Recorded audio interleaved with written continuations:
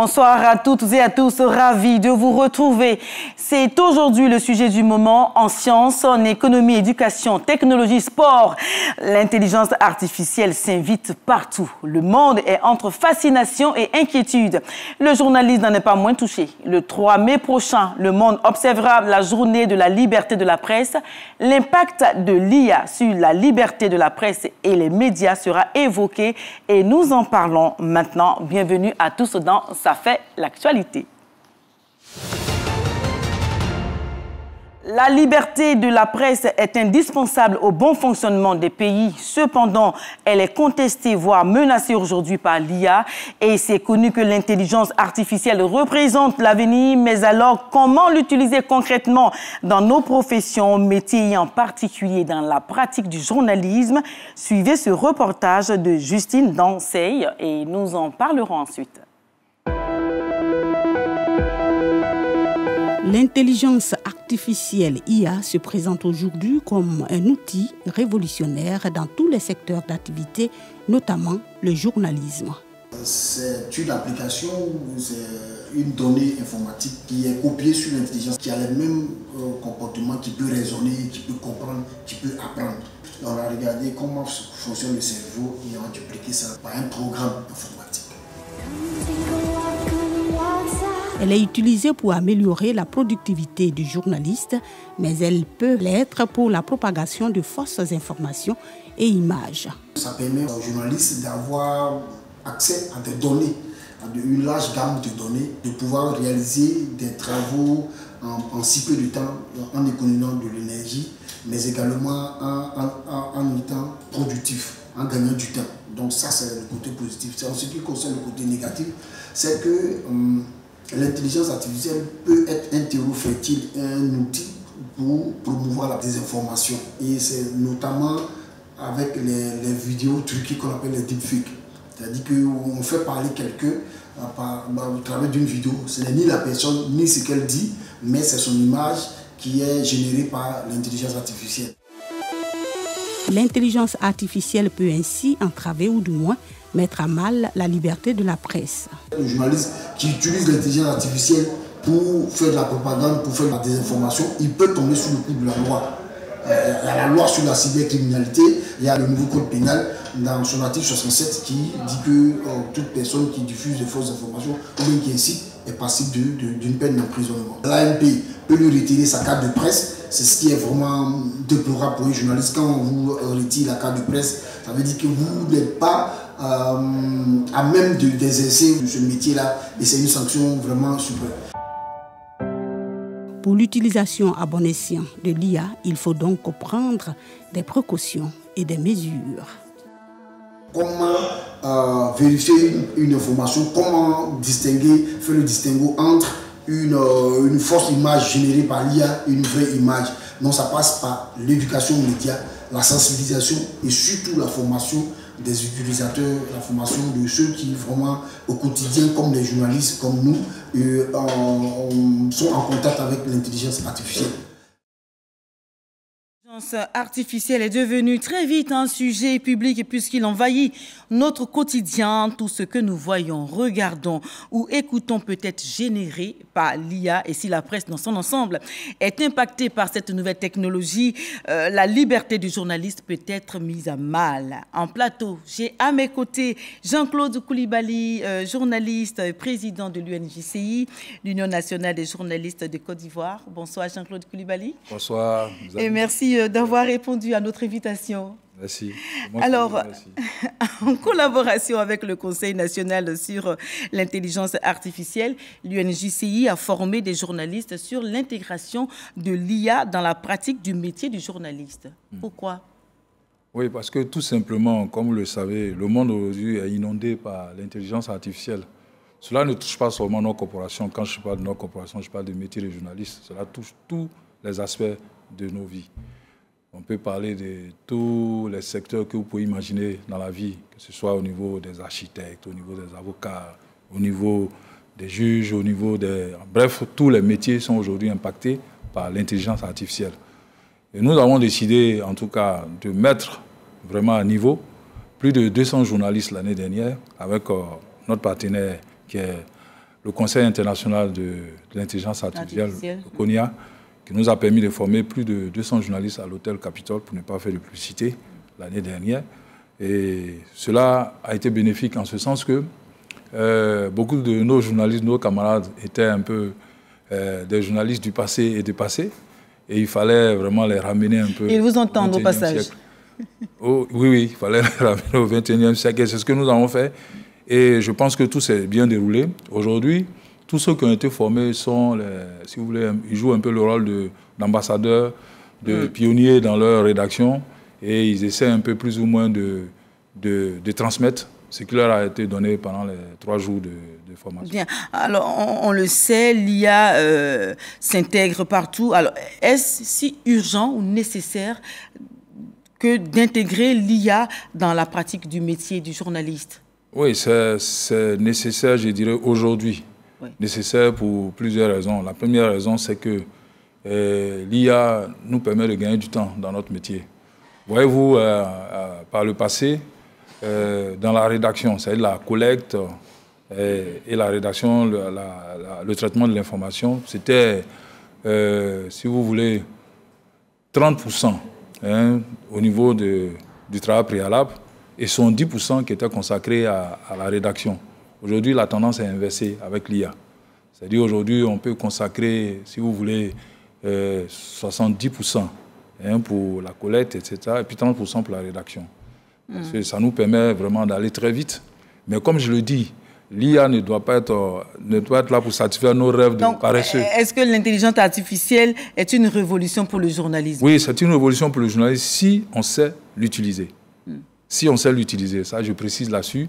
Je le répète, l'IA n'est pas là pour satisfaire nos rêves de paresseux. L'IA est là tout simplement pour nous aider à nous améliorer. À nous améliorer, par exemple, au niveau du rendu. Du rendu, par exemple, l'IA peut nous aider. Lorsque, par exemple, nous écrivons un article... Mais concrètement, oui. Donnez-nous des exemples. Lorsque vous écrivez un article, vous avez traité l'information, etc. Vous pouvez demander, par exemple, à l'intelligence artificielle de corriger votre article. Mais ce n'est pas l'intelligence artificielle qui écrit l'article. Non, ce n'est pas l'intelligence. Justement, c'est là que j'en viens. L'intelligence artificielle ne doit pas se substituer à notre cerveau. L'intelligence artificielle doit nous aider vraiment, à nous aider dans la finition, dans le rendu. C'est important.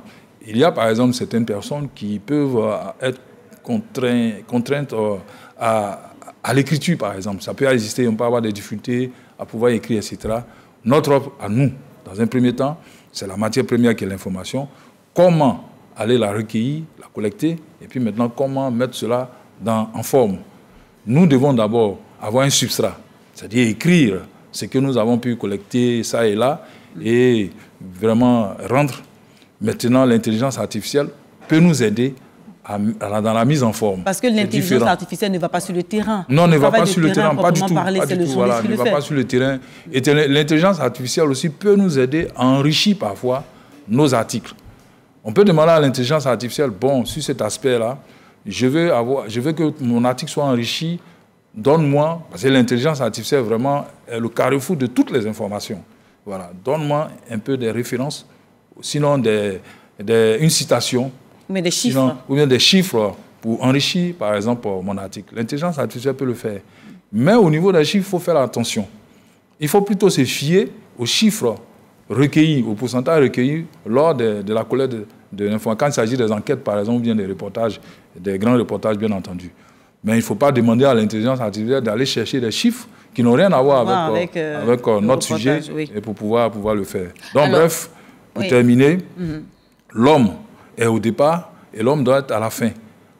Surtout au niveau de la finition, pour pouvoir vraiment, comment on appelle ça, éluder au maximum tous les scories générés par l'intelligence artificielle. Alors, dites-nous, qu'est-ce qui peut porter atteinte à la liberté de la presse en ce qui concerne l'intelligence artificielle? Qu'est-ce qui peut porter atteinte à la liberté? Qu'est-ce qui peut être une grave menace ou bien une entrave à l'expression plurielle dans l'exercice du métier? Oui, ça, c'est une très belle question. C'est la question qui revient le plus souvent. Je pense que l'intelligence artificielle, c'est vrai, j'ai donné comme un bel assistant, peut-être un atout pour notre métier, mais en même temps, l'intelligence artificielle peut être un véritable obstacle, tout simplement. Parce qu'avec l'intelligence artificielle, aujourd'hui, on peut tout faire. On peut même faire parler quelqu'un. On peut faire parler quelqu'un en lui attribuant, par exemple, des mots, alors qu'il n'en est rien.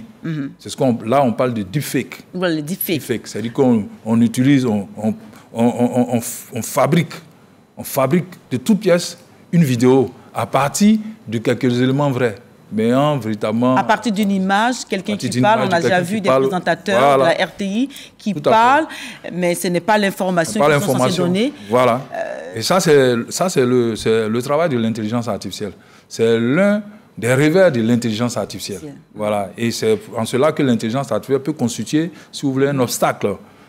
L'intelligence est peut-être un ennemi de la liberté de la... Alors justement, ces deepfakes alimentent la mésinformation même, j'ai envie de dire, au-delà de la désinformation, mais il y a la mésinformation.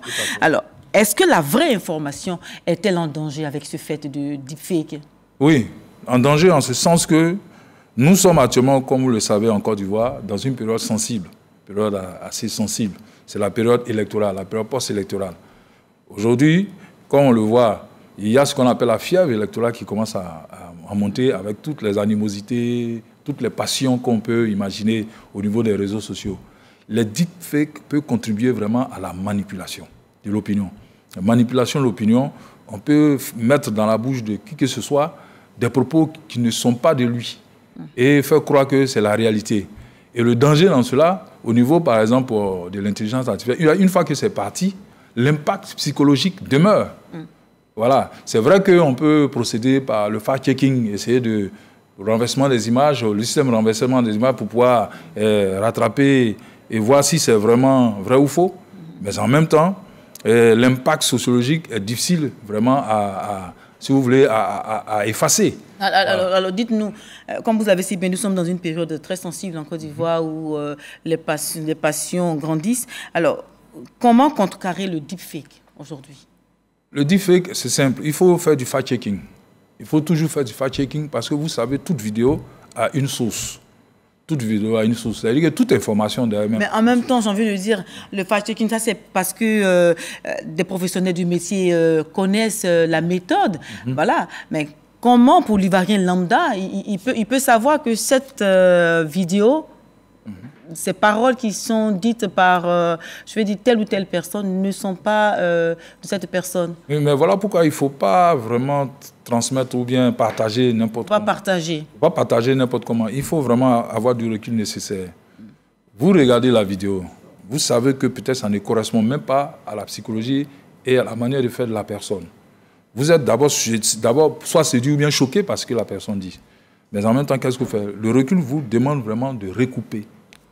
Est-ce que c'est vraiment vrai? Et la première chose qu'il faut faire, c'est de rentrer dans les différentes plateformes d'information pour voir si effectivement les propos tenus par la personnalité ou bien par la personne sont exacts. Si c'est repris par plusieurs canaux, comme on le dit, si c'est repris par plusieurs canaux, ça donne des chances d'être vrai, mais cela n'est pas encore vrai. Oui. Il faut toujours continuer. L'autre étape? L'autre étape, c'est maintenant rentrer au niveau des sources. Quelle est la source d'information? Il faut toujours interroger la source d'information. Et c'est là que vous allez savoir si la source est vraie ou fausse. Et c'est à ce niveau-là que vous pouvez vous faire maintenant, si vous voulez, votre religion. Mais si vous laissez emporter par la viralité des différents éléments ou bien des différentes vidéos qui sont postées sur les réseaux sociaux, il est clair que vous allez vous faire avoir. Alors, comment les rédactions peuvent-elles se prémunir de l'usage de l'IA pour éviter justement un autre aspect qui est très important, le musellement des journalistes? Oui, nous encourageons toujours dans les différentes rédactions la mise en œuvre, la mise en place des cellules de fact-checking. Il est important que dans les différentes rédactions, qu'il y ait un ou deux fact-checkers. Ça, c'est important. Et ces fact-checkers sont à la tête d'une cellule. C'est-à-dire que lorsque nous avons une information que nous jugeons capitale ou bien que nous jugeons intéressante, la cellule automatiquement s'accapare de cette information et essaye de travailler là-dessus pour voir est-ce que véritablement l'information donnée a une source viable, a une source fiable, ou bien est-ce que cette information est vraiment authentique. Il faut tout authentifier, mais ce sont les cellules. Le travail doit se faire au niveau des rédactions, certes, mais au niveau même du journaliste lui-même. Parce que le journaliste, comme nous conseille l'éthique, notre code d'éthique et de la déontologie, il faut toujours recouper l'information. Ça, c'est le b.a.-ba de notre métier. Vérifier les sources. Voilà. Mais nous encourageons, comme je l'ai dit, dans les rédactions, pour ne pas que nous soyons vraiment victimes de fausses informations, il faut mettre en place des cellules de fact-checking. Est-ce que c'est vérificateur d'informations? On va utiliser le terme. Voilà, fact-checking, c'est vrai que les Ivoiriens connaissent, mais bon, c'est vérificateur d'informations, disons-le comme cela. Est-ce que ce n'est pas des nouveaux métiers ou encore qui gravitent aujourd'hui, enfin qui naissent avec l'avènement de l'IA dans les rédactions? Absolument. Dès lors que nous, les journalistes, ne sommes plus, par exemple, les gatekeepers. Est-ce qu'ils sont forcément des journalistes, ces vérificateurs? Il est mieux que ce soit des journalistes. Voilà. Parce que le journaliste, à la base, il est formé pour ça. Il est formé pour le traitement de l'information. Sa matière première, c'est l'information. Il est mieux qu'il soit d'abord journaliste et ensuite, maintenant, qu'il se spécialise dans le fact-checking. Mais sinon, si on n'est pas journaliste et qu'on se spécialise dans le fact-checking, c'est-à-dire qu'on n'a pas de racines. On n'a pas de racines puisqu'on n'a pas le b.a.-ba et les fondamentaux du métier. Donc, on peut faire du fact-checking vraiment, comme je le disais, aérien, qui ne repose sur rien, qui repose sinon que peut-être que du vent. C'est vrai qu'on peut réussir parfois, mais dans certaines circonstances complexes, on peut lourdement se tromper. Bien. Alors, une question qui revient dans les plateformes que nous avons pu visiter pour préparer cette émission, c'est que, est-ce que le métier de journaliste est-il en danger relativement à l'IA? Parce que tout le monde aujourd'hui peut s'inventer journaliste. Tout le monde peut faire un article et puis, bon, avec les moyens de l'IA, voilà, générer des articles, des vidéos et tout cela. Est-ce que le métier de journaliste est-il en danger? Oh, je ne crois pas que notre métier soit en danger. Parce que, vous savez, aujourd'hui, nous sommes à l'ère de l'IA. Avant cela, nous étions à l'ère d'autres technologies. Oui. Et voilà, c'est normal, c'est la mode. Mais ce que nous devons retenir une chose. Nous devons faire, par exemple, de l'intelligence artificielle notre assistant, notre compagnon de tous les jours. Nous devons savoir vraiment trier le meilleur de l'intelligence artificielle. Je pense que si nous savons utiliser l'intelligence artificielle, il est clair que ça va beaucoup nous apporter. C'est comme la voiture. Est-ce que vous voyez, toute invention a un côté positif et un côté négatif. C'est comme la voiture. La voiture nous permet de nous déplacer et d'aller très vite dans nos courses, etc., dans nos différentes réunions. Mais en même temps, la voiture aussi tue. Si on ne sait pas, si on s'amuse à ne pas respecter le code de la route ou bien vraiment à mal conduire, la voiture peut nous être désastreuse. Ça peut arriver. Oui. Donc, je pense que c'est la même chose pour l'IA. Moi, je préfère regarder le verre à moitié plein que le verre à moitié vide. Parce que je pense qu'avec l'IA, les journalistes peuvent aller loin et vite dans la réflexion. Bien, donc tout est une question de l'utilisation responsable, n'est-ce pas? Absolument. Alors, dites-nous, est-ce qu'il y a des dispositifs légaux pour protéger les médias contre les dérives de l'utilisation de l'IA en Côte d'Ivoire, vous, en tant que président des journalistes de Côte d'Ivoire? Oui, à ce niveau, vous savez que l'IA, ça va vite. Et je ne pense qu'au niveau de la législation, on est un peu en retard à ce niveau. C'est vrai qu'il y a ce qu'on appelle la loi sur la communication audiovisuelle, c'est-à-dire qui prend en compte, si vous voulez, les réseaux sociaux et autres. Mais en fait, cette loi ne parle pas spécifiquement de l'intelligence artificielle. Alors, donc, que fait l'INJCI? Est-ce qu'il y a du lobbying qui est fait pour que le législateur puisse penser à cela, ou bien des associations puissent, je vais dire, impulser cette législation? Oui, bien sûr. Pas seulement l'INJCI, mais c'est toute la société. Oui. Parce que ce n'est pas seulement les journalistes qui sont exposés au danger de l'IA, c'est toute la société. Vous êtes là, Gabriel Zani, on peut, par exemple, vous filmer quelque part, et puis faire un montage vidéo avec l'intelligence artificielle et vous montrer nu, par exemple, ou bien vous faire dire des propos, des insanités qui n'ont rien à voir avec votre personnalité, avec votre honorabilité. Ça peut arriver. C'est pourquoi il est important vraiment que ce lobbying-là soit fait par tout le monde. Mais je pense que la nouvelle loi qui a été adoptée sous l'égide du ministère de la digitalisation numérique brosse un peu, en tout cas, cet aspect-là. Nous permet un peu d'être protégés à ce niveau. D'accord. Alors, le 3 mai sert à rappeler la nécessité de respecter l'engagement des pays en faveur de la liberté de la presse.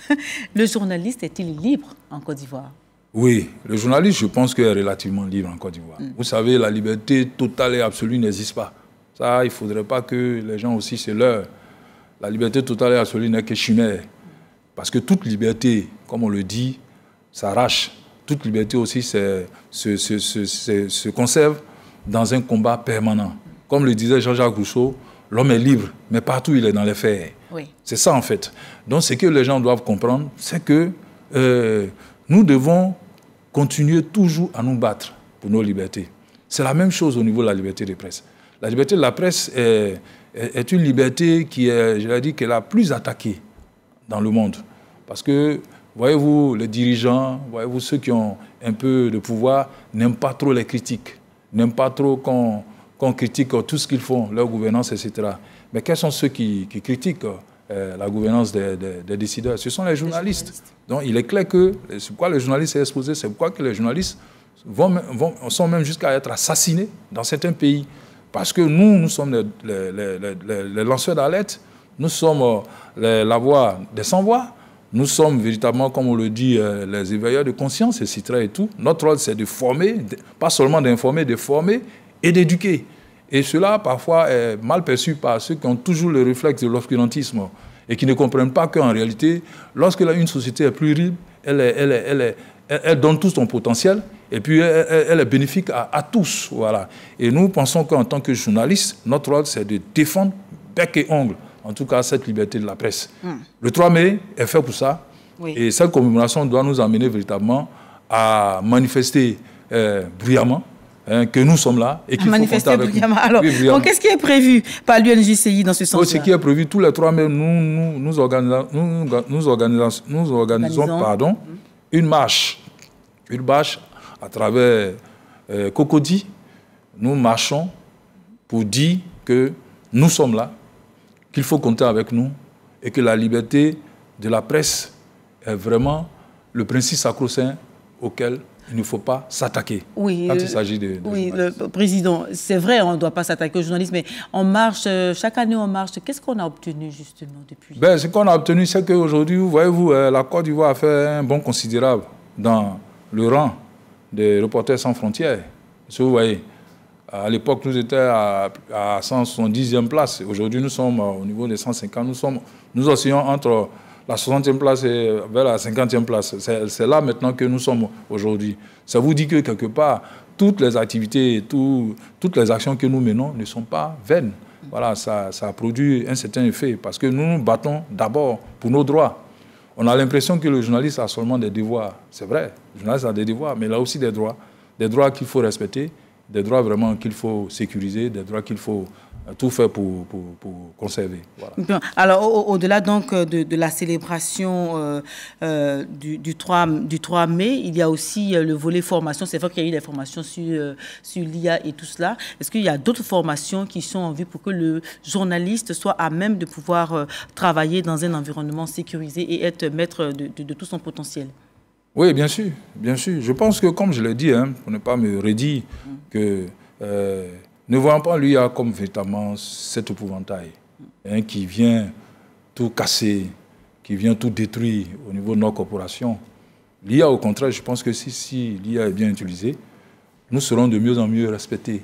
Nous serons de mieux en mieux vus comme des faiseurs de contenu, de qualité, c'est surtout. Parce que l'IA apporte ce plus-là qui est la qualité de l'information. Or, comme je l'ai dit, préserver la qualité de l'information, c'est conserver vraiment notre démocratie. C'est ça qui est important pour nous.